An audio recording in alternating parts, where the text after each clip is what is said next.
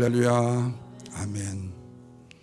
우리의 믿음의 신앙생활은 하나님의 말씀이 우리에게 임해서 어느 날 주의 음성에 주여 내가 교회를 나가겠나이다, 예수를 믿겠나이다, 이런 사람들은 상당히 드물지요.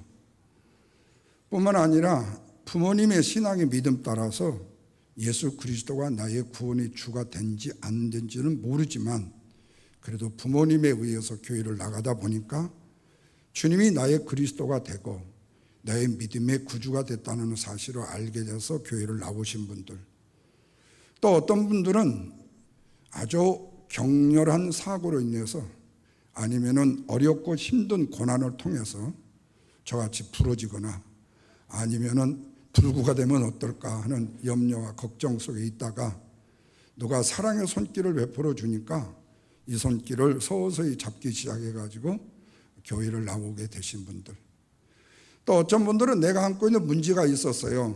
그래서 자기가 급한 나머지 교회 가야 되겠다. 그리고 교회 다니시는 누구에게 중보의 기도를 부탁했는데 그 기도가 이루어져 버렸어요.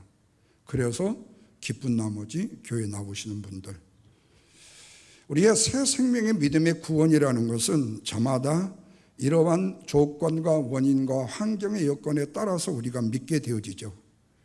그런데 우리가 믿음으로 생명을 얻게 되는 구원의 역사는 소문으로, 사건으로, 환경으로, 상황으로 보다는 하나님의 말씀이 직접적으로 내 삶 속에, 내 생활 속에, 내 마음 속에 임해져야 된다는 사실입니다. 그러나 그렇지 못해도 그 아웃사이드의 여력을 통해서 교회를 접하게 되고 말씀을 접하게 되고 하나님의 사랑을 알게 되면 기적만 바라고 현상만 바라고 상황만 바라봤던 사람이 점점 하나님의 말씀의 깊이를 깨닫게 되므로 신앙이 성장되어가는 사람의 모습으로 변하는 것을 보게 되죠. 오늘 본문에 기록된 말씀도 이와 똑같습니다. 예수님이 가나 혼인잔치에서 물로 포도주를 만드는 첫 번째 기적을 행했습니다. 그 소문이 온 동리 그리고 저 밑에 동네 열방까지 퍼지기 시작합니다. 그런데 그 소식을 들었던 헤롯 왕의 신하였던 아들이 거의 죽게 되는 상황으로 그가 힘들고 어려웠던 것 같아요. 그래서 그 아들의 병을 고침을 받고자 그가 왕의 신하가 예수님을 찾아온 사건이에요. 그런데 그는 지금 문제를 직면해서 찾아왔어요. 그렇다면 그 신앙은 그 문제 때문에 인해서 그 신앙이 어떻게 성장의 과정으로 가고 있는가 하는 우리의 일상의 생활의 신앙의 모습과 거의 흡사하다는 거죠. 그래서 말씀을 드렸듯이 여기 언급된 왕의 신하는 바로 우리가 잘 아는 간신이요 그리고 또한 여우라고 칭명을 받았던 헤롯 왕의 신하라고 할 수 있습니다. 그 아들이 거의 죽게 되었다. 그래서 아버지의 심정으로 예수님이 어디에 계시는가를 추적을 해봤겠죠. 왜? 왕의 신하 정도 되면 발이 넓잖아요. 가진 재산도 있잖아요. 권력도 있잖아요. 보니까 가버나움에서 가나까지, 갈릴리 가나까지 먼 길에 계신다라는 사실을 깨달아서 그 주님을 찾아갔던 겁니다. 실제로 그 거리는 오늘날로 말하면 약 한 25마일에서 30마일이 됩니다. 그런데 이 거리가 평지의 거리가 아니라 최소한도 500m 이상의 산지의 험한 길입니다. 그런데 이런 험한 길을 자기 아들을 살릴 수 있어서 예수님을 만나야 된다는 마음의 결심을 가지고 찾아갔다는 거예요.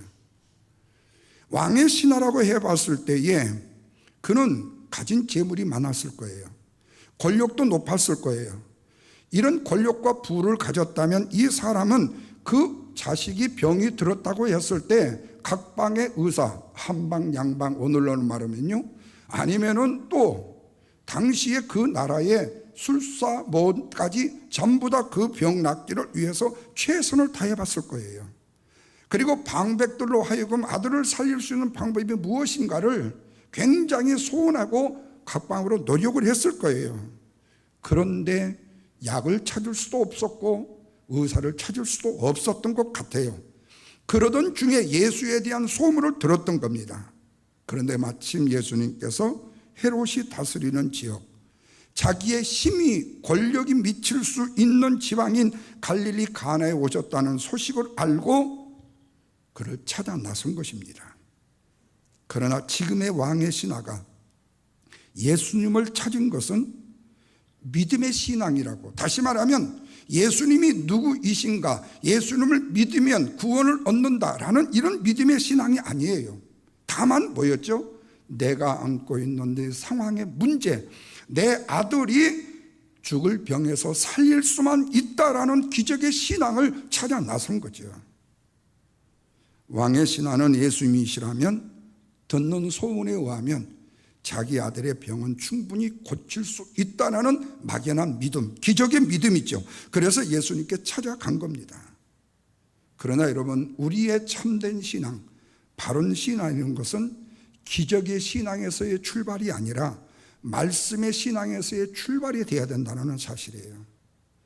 그래서 오늘은 예수님의 기적을 빌어서 사랑하는 아들을 살리고자 하는 믿음을 가졌던 왕의 신하, 바로 그 왕의 신하의 신앙이 예수님 앞에 작은 책망을 들은 신앙이었지만 그 후에 그의 신앙이 어떻게 성장이 되었는가.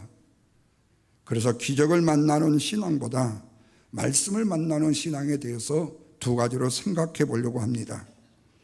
하나는 간절함이 사람에게 있을 때는요, 기적의 믿음을 원한다는 것은 에브리바디가 갖고 있는 소망 중에 하나예요. 저 역시 마찬가지입니다.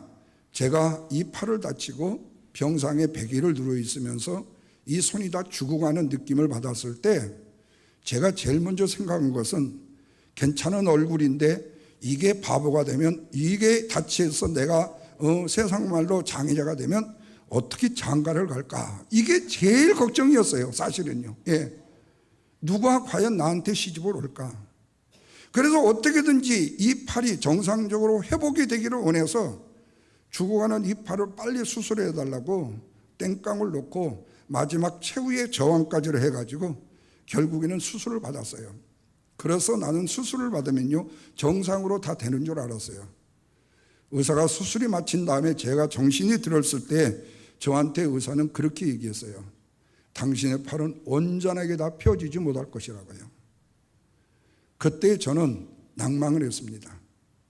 열은 40도 이상으로 끌어오르고 이 수술 이후에 이 아픔은요, 이루 말할 수가 없고 저보고 대소변도 받아내야 되고 들어 누워서 베드에서 올려가지고 내가 한 손으로 식사를 해야 되고요.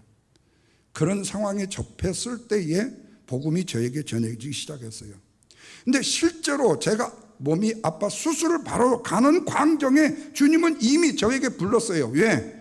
먼저 들어가는 중에 나도 모르게 기도를 요청했거든요. 그러니까 어떤 상황, 어떤 환경이 우리에게 임하게 됐을 때, 다시 말하면 평상시의 생활은 괜찮지만 급박한 상황의 문제가 생겼을 때, 내 힘으로 온전히 해결할 수 없을 때, 이런 상황이 전개될 때에는, 그 간절함이 있을 때는 기적이라는 믿음을 요청할 때가 있다는 거예요. 그래서 오늘 46절을 보십시오. 끝부분에 보시면 뭐라고 그랬죠? 왕의 신하가 있는데 아들이 가버나움에서 뭐가 들었다고요? 병이 들었다 그랬어요. 다시 47절 끝부분을 보십시오. 그가 거의 뭐 했다고요? 죽게 되었음이라고 말합니다. 어떻게 됐다고요? 47절 처음부터 보십시오. 그가 예수께서 유대로부터 갈릴리로 오셨다는 소식을 듣고 가서 청하되 내려오소서 내 아들의 병을 고쳐주소서라고 거의 죽게 된 아들의 병 문제를 예수께 청혼했다는 거예요. 간청을 했다는 겁니다. 여러분, 여기서 우리는 종종 이런 문제를 내가 어떤 상황과 어떤 환경에 의해서 주님께 나와서 우리의 신앙생활이 출발함으로 주님 앞에 나오는 사람들을 보게 되지요. 마찬가지로 저 자신이 몸이 다쳐 상황이 급박할 때에 예수 그리스도를 나의 구주로 찾게 되는 문제가 되듯이, 왜냐하면 예수를 믿으면 섹시들이, 여자분들이 좀 선해가지고 어떤 좀 장애가 있어도 혹시라도 청혼을 받아줄 수도 있지 않냐, 그러면 예수를 믿는 것이 안 믿는 것보다 훨씬 낫다는 거죠. 왜? 예수 믿는 분들은 너무 좋았기 때문에. 그런데 실제로 제가 예수 믿는 사람들을 얼마나 많이 핍박했냐면, 저도 주일학교 때부터 교회를 나갔지만 중고등부터 대학까지 교회를 안 나갔거든요. 저는 매년 여름이면은 무전여행을 좋아했습니다. 그래서 해변가로 가서 거의 15일 정도 있었고 산에 갈 수도 있었고 그랬는데, 해변가에 가면요 교회에서 수련회가 와요. 그런데 공놀이를 합니다. 그 남자 여자 이렇게 하는데, 뭐 형제님 자매님 그러면서 공 받으세요 그러면서 남기고 뭐 하는 걸 보니까요 낯간지러워서 도대체 못 보겠더라고요. 저 사람들은 어떻게 저거가 자기들이 형제 자매를 얘기하는데 도대체 저들은 자기들이 힘이 얼마나 없기에 저렇게 하나님을 믿는 신앙을 가지고 자기의 인생을 맡길까? 보이지도 않는데. 그런데 제가요 몸이 다쳐 보니까요, 급박한 상황이 돼 보니까요, 그 보이지 않는 하나님이라도 붙들게 된다는 사실을 내가 몸소 체험하지 않고는 알 수 없었다는 거예요. 그러니까 이것이 바로 주님을 향한 첫걸음이 되었어요. 그런데 그 상황의 과정이, 이 상황의 문제를 가지고 주님께 나아가는 일들이 저와 같은 케이스들로 일상적인 케이스가 되듯이 왕의 신하도 지금 이 상황이에요. 우리는 때로 세상에 사는 동안에 이러한 믿음이 필요할 때가 있다는 겁니다.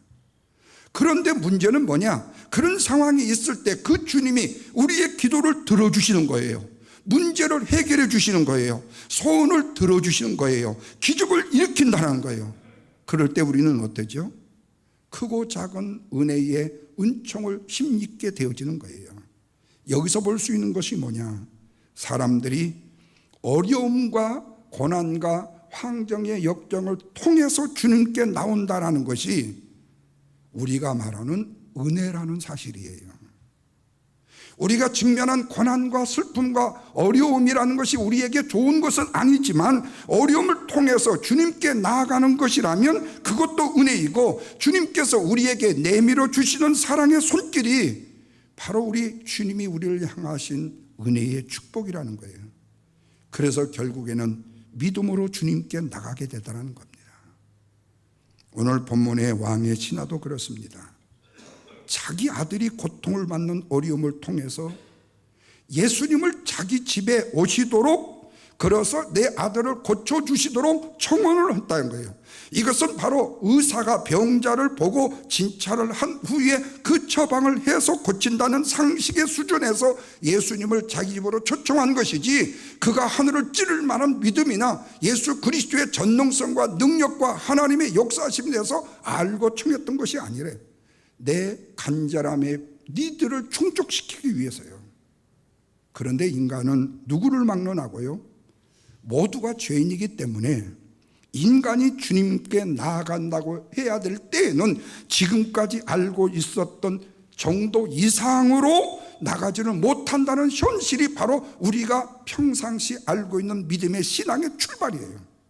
그러나 어려운 환경과 상황의 자리에 처하게 될 때 나도 주님께 나아갈 수 있다는 믿음의 신앙으로 성숙하고 성장하게 된다는 겁니다. 그것은 바로 인간을 지으시고 창조하신 하나님 앞에 우리가 내 자신의 자아를 내려놓고 무릎을 꿇고 하나님과의 말씀의 대화가 시작되게 되면, 그때부터 우리의 믿음의 신앙의 길이 열려지게 되어진다는 거예요. 그런데 오늘날 우리 세상 사람들 한번 보십시오.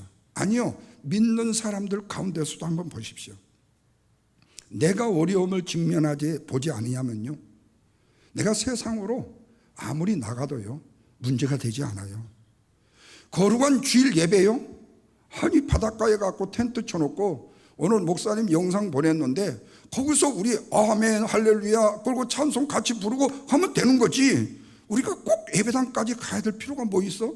유양 토요일날 여행 왔는데 텐트 치고 여기서 들고 주일 보내고 오후에 차분하게 가면 되지, 토요일날 뭘로 집을 들어가고 주일날 교회 가서 또 앉아 있어야 되냐 이 말이에요. 거기다가 주일 빼먹으면 못 나갔으니까 헌금은 나중에 저 자선사업원에 내가 좀 더 보태서 보내도록 하고, 이것 돋고 저것 돋고 합리화시키는 우리의 이성은요, 무엇보다도 촉망스럽게 총명스럽죠. 예. 그것은 인간을 지으신 창조주 하나님 앞에 내가 무릎을 꿇는다는 진정한 의미와 뜻이 무엇인지를 깨닫지 못하는 어리석은 우리의 인간의 얄팍한 모습이라는 거예요. 그러다 보니까 하나님과의 대화의 문이 열려지지 않는 거예요. 그런데 왕의 신하는 지금 너무나도 급박한 상황이 있습니다. 그래서 주님을 초청하지 않을 수가 없어요. 그런데 주님의 대답은 뭐예요? 그가 기대한 대답이 아니었습니다. 48절 보십시오. 다 같이 한번 읽습니다. 예수께서 이르시되 너희는 표적과 기사를 보지 못하면 도무지 믿지 아니하는 족속이 아니냐라고 책망 섞인 대답을 듣는다는 거예요. 여기서 주님은 신하에게 기대하는 믿음이 있었다라는 사실을 예시적으로 알렸다고 볼 수가 있어요. 다시 말하면 표적과 기사를 보아야만 네가 믿는다면 내가 너한테 보여주겠다는 거예요.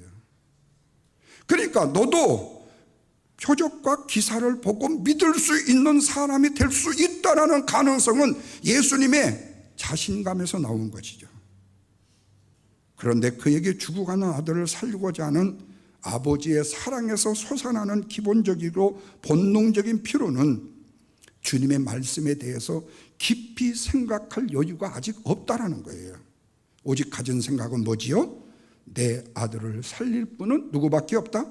예수님밖에 없다라는 거예요. 그래서 49절 보십시오. 다 같이 읽습니다. 신하가 이르되 주여 내 아이가 죽기 전에 내려오소서. 전심으로 간절하게 원하는 믿음을 보이는 거예요. 당신이 와야 내 아들이 삽니다. 그러니까 당신이 꼭 내 아들이 죽기 전에 내려오셔서 이 간절한 믿음을 보이는 거예요. 살릴 수 있는 간절한 믿음이에요. 이것도 믿음이라고 말해요. 그런 주님께서 지금 동안 많은 기적을 행하신 것은 아니지만 왜? 사역이 불과 지금 1년도 채 못 됐거든요. 왜? 가나 혼인잔치에서 기적을 베푸신 이야기 외에 지금 이 기적이 두 번째거든요. 그럼에도 예수님만이 내 아들의 병을 고칠 수 있다라고 믿은 것은요, 이 왕의 신하에게 이미 하나님의, 우리로 말하면 장로로 말하면 애정적인 섭리가 임했다는 거죠. 이걸 오늘날 우리로 말하면 하나님의 섭리가 있었다는 거죠. 다시 말하면 그 왕의 신하로 하여금 예수 그리스도를 믿게 하기 위해서 더 좀 나가는 거예요. 오해하지 마세요. 왕의 아들을 아프게 했다. 그래서 예수님을 찾도록 만들었다. 예수님 외에는 죽어가는 내 아들을 살릴 소망이 없다라는 절박한 상황으로 본 거지요. 그렇지만 주님은 자식을 사랑해 살리려고 하는 간절함으로 나온 이 신하를, 그를 믿는 만큼의 아들을 살려주고 싶어 끝난 것이 아니라 그 이후에 그를 구원하여 쓰시기로 작정하신 믿음의 성장이 기적을 요청했던, 간절함으로 예수님을 요청했던, 아들을 통해서 요청했던 그 신하의 믿음을 성장시키려는 의도가 있었다는 거예요. 그래서 여러분, 저마다 우리에게 아픔과 시련이 있다라는 것을요, 결코 우연한 것으로 생각하지 말라는 거예요. 왜냐하면 우연한 것으로 생각한다면 주님이 지금 하신 말씀, 49절에 하신 말씀을 보았다면 이미 이 신하는요, 참나 내가 당신 아니면 못 고칠 줄 알아. 사실은 여기서도 고쳐준다고 그랬어. 그런데 내가 당신 보고 한번 기회를 준 건데 내한테 안 온다고 그래? 내비두어. 그러면 세상 말로 그래요. 이 정도로 끝날 수밖에 없는 사람도 있어요. 그런데 그는 끝까지라는 거예요. 꾸중으로 끝나지 않습니다. 한 단계 더 주님이 업그레이드를 시키는데 그 업그레이드 시킴에 이 왕의 신하가, 신기하긴 게 아니에요. 나는 신기하다고 하지만 신기하게 순종을 하더라는 거예요. 여러분, 이것이 바로 주님이 믿음의 사람을 끌으시는 처방의 방식이고, 그리고 하나님의 방식이라는 사실을 믿으셔야 돼요.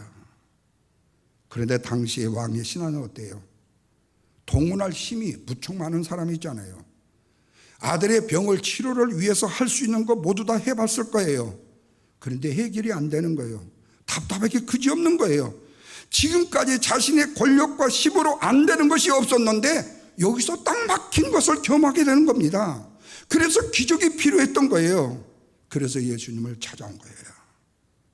그런데 바로 이런 상황 가운데 있을 때 조심할 것이 있습니다. 내 상황이 조급한 상황이 되었다고, 급한 상황이 되었다고 했을 때 주님을 만나려고 하면요, 온전하신 주님을 만나지 못한다는 거예요. 축소된 예수님을 만날 수밖에 없게 된다는 거예요. 그래서 왕의 신하는 내 아들이 죽기 전에 빨리 오라고 재촉을 하는 겁니다. 여기서 중요한 것이 뭐라고요? 기적의 신앙으로 주님을 만나지 말고 말씀으로 주님을 먼저 만나야 된다는 거예요. 그래서 예수님을 만나게 되면 병도 고칠 수 있고 자비와 긍휼의 예수님을 만날 수 있는데, 기적으로 먼저 예수님을 만나려고 하면 병은 고칠 수 있을지 몰라도 우리를 구원하시는 자비와 긍휼의 은혜의 주님을 만날 수 없게 될 수 있다는 거예요. 왜? 10명의 문둥병자가 다 치유를 받았어요. 한 명만 와서 감사했어요. 치유받고 9명은 주력랑을 쳐버렸어요. 왜? 혹시 내가 나병에 걸렸다는 것이 동네 사람들에게 소문이 되고 내 이름이 알려질까 봐서 추측한 거예요. 예. 그랬을 거라 그 말이에요. 왜냐하면 우리가 닥친 문제가, 상황이 어려움으로 다급해지게 되면요, 우리는 시야가 좁아져요. 생각하는 면이 좁아집니다. 그러다 보면 천상 내 눈앞에 보이는 것만 매달리게끔 되어져 있는 것이 바로 저나 여러분이나 인간의 속성이에요. 그래서 예수님은 현재 어려운 문제의 상황을 만나지 말고 먼저 하나님의 말씀을 만나야 된다고 우리에게 말씀하고 있는 거예요. 그래야 우리의 믿음이 커질 수 있고, 그래야 우리의 신앙이 바른 신앙으로 커질 수 있기 때문에 그럽니다. 그런데 우리가 신앙생활을 잘해요. 그리고 여러 모양으로 봉사와 헌신을 해요. 잘 돼가요. 형통해요. 그리고 누가 봐도 예수 믿는 사람으로서 보람과 긍지와 자긍심이 생겼어요. 그래서 그때부터는요, 조금요, 모아지기 시작해요. 소홀해지기 시작해요. 오늘 아침 일부 예배에서 말씀 받듯이 다윗이 처음에는 전쟁터라면 제일 앞장서서 나가서 부하를 아끼고 적군을 물리치고 승리했어. 그런데 그는 예루살렘에서요, 그냥 있었고 자기 자신의 책무와 의무를 소홀히 하다 보니까 눈에 뵈는 것이 밧세바가 보였던 거예요. 예. 이렇게 내 주어진 책임과 의무를 망각하게 되고 내 영적으로 소홀히 하게 되어지게 되면요, 그때부터 뭐가 보이느냐? 인간의 욕망과 유혹이 보이기 시작하는 거예요. 여러분, 바로 이때가 가장 조심해야 될 때예요. 그가 골리앗을 만났을 때도 하나님을 전적으로 믿었어요. 그러나 밧세바를 만났을 때도 그는 하나님을 믿지 않은 게 아니에요. 하나님을 믿고 있었어요. 그런데 이미 책임과 의무를 망각해버리고 내가 영적으로 소홀해지니까 그 하나님보다도 내 육신의 정욕의 문제가 먼저 보이게 되더라는 거예요. 여러분, 신앙의 위험성은 바로 신앙이 없는 사람이 아니라 신앙이 있어서 잘된 사람 속에 있을 때에 우리가 내 자신을 경계해야 될 문제라는 거예요. 절대로 우리가 하나님 앞에 예배를 드리는 일이나 하나님 앞에 봉사와 헌신을 하는 일에 시야가 좁은 인간적인 내 생각을 가지고 이것은 금하고 이것은 내가 해야 되고 안 하고 내가 판단하고 내가 결정하고 내가 확정짓지 말라는 거예요. 그것 때문에 가장 소중한, 정말로 큰 것을 잃어버릴 수 있는 우매함이 우리 속에 있다는 겁니다. 그래서 예수님을, 조급한 예수님을 만나지 말고 상황으로 만나지 말고 말씀으로 만나라는 거예요. 항상 겸손히 주의 말씀 앞에 엎드리라는 거예요. 순간 내 안에 유혹이 싹트오고 내가 마음속에 시기와 질투가 생기고 내 마음속에 원망이 생길 때, 주님, 나도 어쩔 수 없는 인간이네요. 내 마음속에 생기는 이 교만과 자만을 용서해 주세요. 내가 조금 뭔가 좀 형통하고 잘 된다고 내가 지금 의시되고 있는 내 꼬락선이 한번 좀 주님 봐주세요. 용서해 주세요. 다시 내가 받은 구원의 은혜가 혼란이 없도록, 내가 더욱더 업그레이드 성장할 수 있도록 내 상황 자체를 딛고 일어날 수 있는 믿음의 신앙으로 나아가야 된다는 거예요. 바라기는 사랑하는 성도 여러분, 어떤 상황에서라도요, 조급한 주님을 만나기보다는, 기적의 주님을 만나기보다는 말씀의 주님을 만날 수 있는 저와 여러분이 되시기를 주님의 이름으로 축원합니다. 두 번째로는요, 반드시 바른 말씀의 믿음이 우리에게는 필요하다는 거예요. 자, 50절 보십시오. 다 같이 읽습니다. 예수께서 이르시되 가나 내 아들이 살아있다 하시니 그 사람이, 이 뒤에 보십시오. 다 같이요. 예수께서 하신 말씀을 뭐 하고요? 믿고 가더라 그랬어요. 자, 보십시오. 주님의 말씀을 듣고 가는 신앙과 내려오셔서 고쳐주십시오라고 하는 이 신앙은 엄청난 뭐가 있어요? 밸류의 차이가 있고요, 굉장히 다른 믿음의 신앙의 가치가 있다는 거예요. 여기서 다르다는 것은요, 질이 다르다는 것이 아니라 성장할 수 있는 면이 다르다는 얘기 뜻이에요. 구원받는 믿음이라는 것은 모태에서요, 정자와 난자가 만나서 수정란으로 착상이 되었고 수정란으로 자라는 것처럼요, 생명으로 주신 믿음이 구원하는 믿음으로 자라나는 것과 똑같은 겁니다. 그런데 왕의 신하는 주님을 만나 뵙고 주님의 말씀을 들으면서 내 방식이 틀렸구나, 내려와서 고쳐주소라는 방식이 틀렸다는 것을 금방 알아차렸어요. 이 사람은 구원받기로 작정한 사람이 틀림이 없어요. 간절한 믿음과 말씀의 믿음이 다르다라는 사실을 깨닫게 된 거예요. 그렇다고 간절한 믿음이 절대적으로 나쁘다는 말을 드리고 싶은 것이 아닙니다. 충분한 믿음이 되지를 못한다는 거예요. 그래서 말씀의 믿음이라는 것은 간절할 뿐만 아니라 간절함을 오버패스하는 것이에요. 넘어가는 거예요. 이게 중요한 거예요. 그래서 왕의 신하는 주님의 말씀을 듣고 믿고 뭐 하더라고요? 가더라고 그랬어요. 표적과 기사가 눈으로 보이지 않았지만 믿고 더 큰 믿음으로 나아갔더니 그 믿음이 구원의 믿음으로까지 성장이 되었다는 사실이죠. 그리고 왕의 신하는 이때부터 표적과 기사를 내 눈으로 보지 않고도 믿을 만한 그 어떤 것이 있다는 사실을 깨닫고 그것이 무엇인지를 기대하며 나아갔다는 사실이에요. 근데 바로 그때였어요. 50절 다시 보십시오. 예수께서 가라 이르시되 뭐라고요? 내 아들이 살아있다 하시니, 살아있다 하시니, 이 말씀을 듣게 된 거예요. 그리고 자기가 간구하는 모든 순간부터 지켜봤던 주님의 얼굴에서 진실과 영광을 보게 되었다는 겁니다.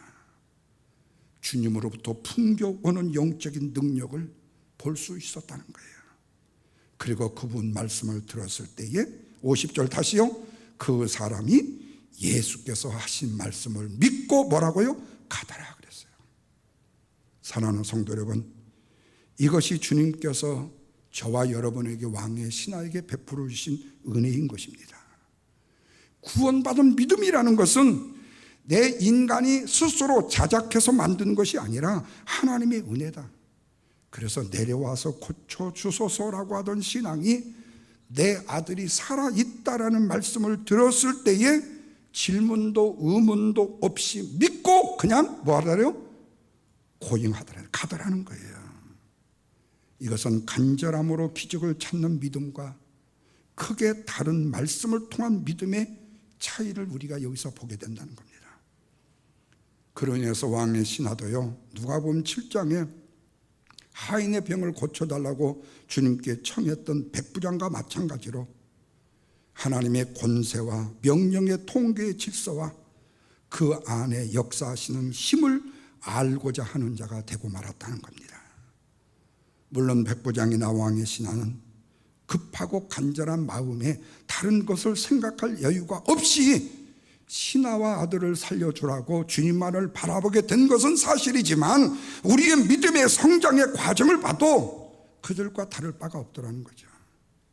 우리도 충분히 그럴 수 있다는 거예요.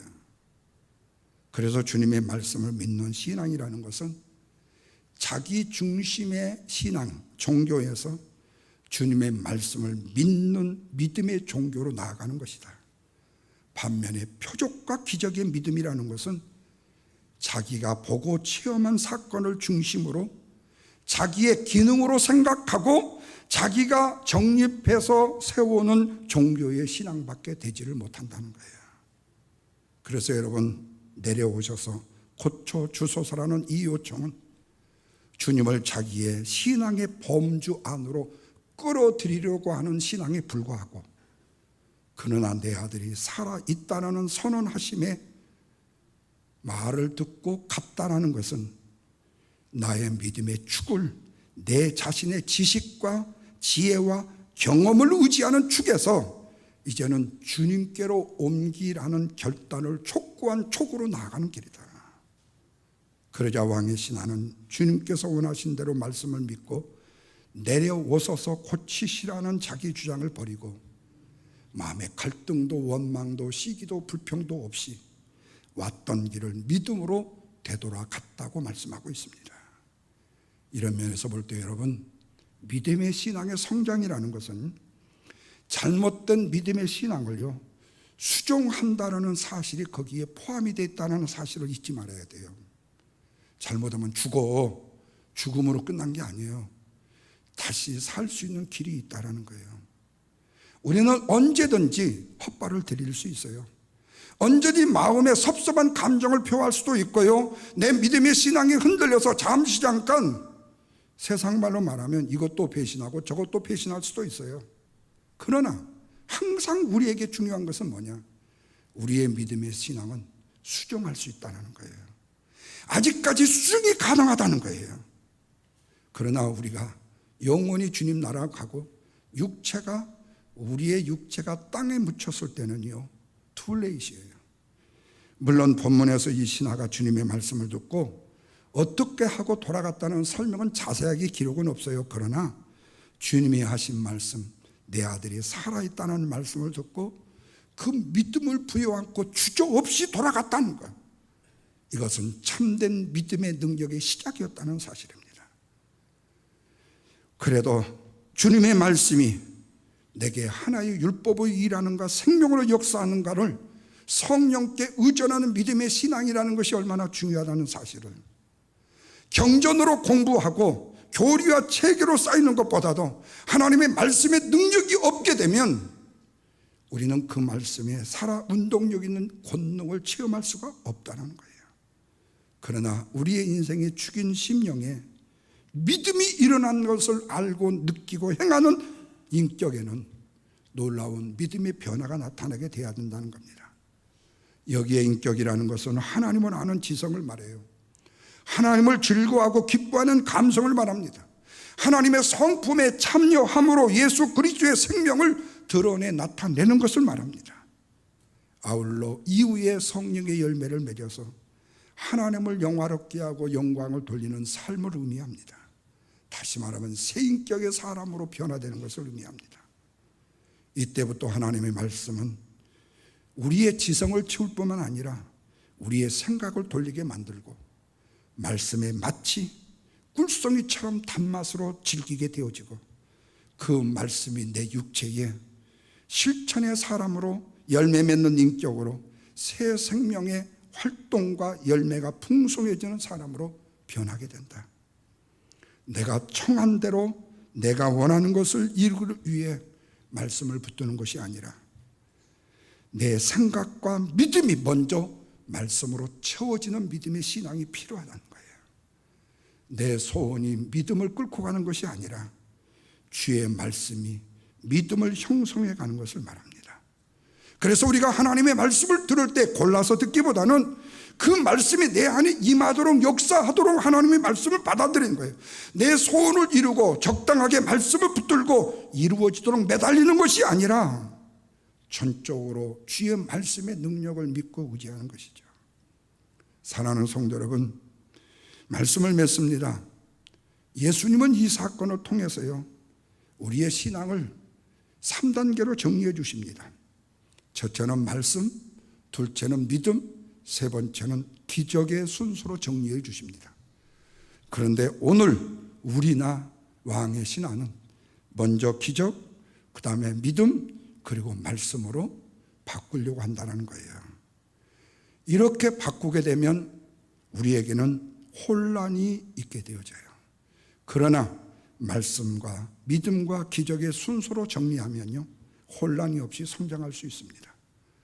저와 여러분의 믿음은 말씀으로 시작된 믿음인 것을 믿으시면 아멘 하시길 바랍니다. 왜냐하면 말씀은 생명이고 말씀은 씨가 되기 때문에 말씀이 있어야 믿음이 생겨요. 그래서 로마서 10장 17절, 믿음은 어디서부터 난다고요? 들음으로 난다고요. 그래서 들은 말씀은 무조건 뭐 해야 된다고요? 전해야 된다고요. 그리고 믿음을 가지고 일하는 겁니다. 그러나 믿음이 없는 일은 허망해요. 예수님이 병자를 고치실 때 항상 하셨던 말씀이 있어요. 네가 믿느냐고요. 그 믿음 때문에 역사가 나오는 것을 믿으시기 바랍니다. 그리고 기적의 시작이 아니라 기적은 결과물이기 때문이라는 거예요. 그래서 기적으로 먼저 시작한 모든 곳에는요, 열매가 없는 것이 너무나도 많이 경험되어져요. 그러나 말씀으로 시작된 믿음의 신앙은요, 절대로 열매가 아주 극렬하게 맺어갈 수 있어요. 그러나 신앙생활을 기적으로 신앙하면요, 평생에 눈에 보이는 것만 찾아다니다가 말아요. 모든 것을 탕진하게 되어요. 그래서 우리는 항상 가짜 기대감의 위험성을 명심해야 된다는 겁니다. 그리고 모든 일의 시작은 뭘로 하고요? 말씀으로 하고, 마지막은 누구한테 맡겨요? 예수님께 맡기면 누가 완성시켜 주세요? 예수님이 완성되게 해주셔요. 여기서 우리의 두 가지 명제가 있습니다. 시작은 말씀으로, 마무리는 누구로요? 예수님으로 할 수 있는 것이 우리가 할 수 있는 순종. 그리고 할 수 없는, 내가 할 수 없는 것은 누구를 신뢰하라고요? 주님을 신뢰하는 것이다. 그리하면 저와 여러분을 통해서 30배, 60배, 100배의 아름다운 열매로 폭발하는 경험을 하게 될 것이에요. 이것이 바로 저와 여러분이 추구하여 믿음의 신앙산의 정도이기 때문입니다. 이 은혜를 힘입기를 주님의 이름으로 축원합니다. 기도합니다. 하나님 아버지,